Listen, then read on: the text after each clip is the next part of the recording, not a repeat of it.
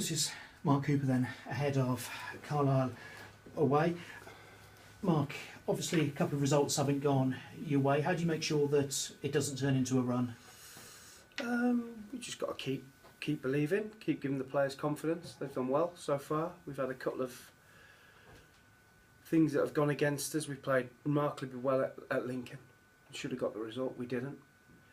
And we played well against Morecambe without scoring. And that starts to affect the confidence. We just got to make sure that we fill the players with confidence, that they know we believe in them. And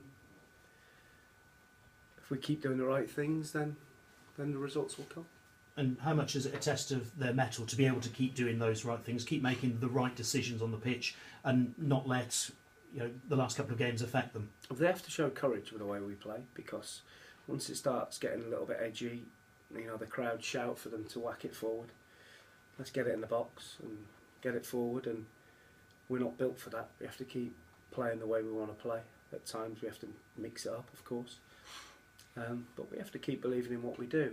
Listen, we've had some key injuries that have not helped, and it's meant that players have had to play out of position. So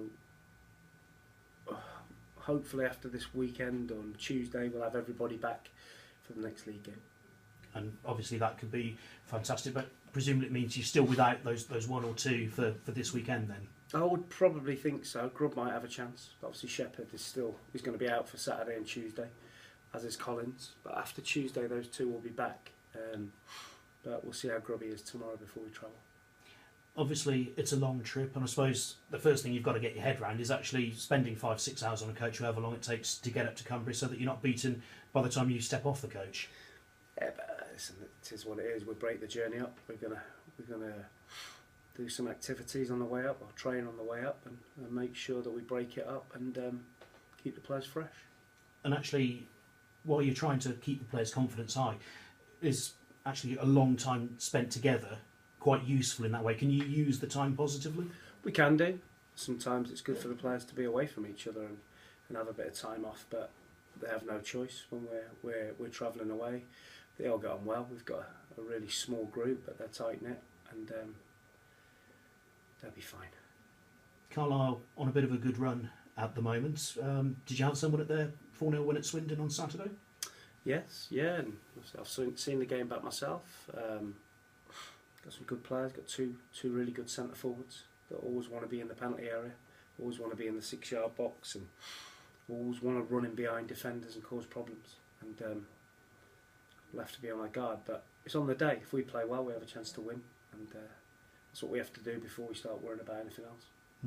And I suppose if you do play well, you've just got to believe that the chances will come and that they will get converted, haven't you? We have to make our own luck.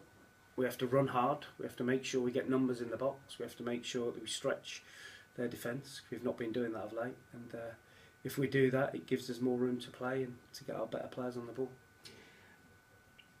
I suppose Carlisle will see it as an opportunity to go above you. Is that an incentive to sort of ensure that that doesn't happen?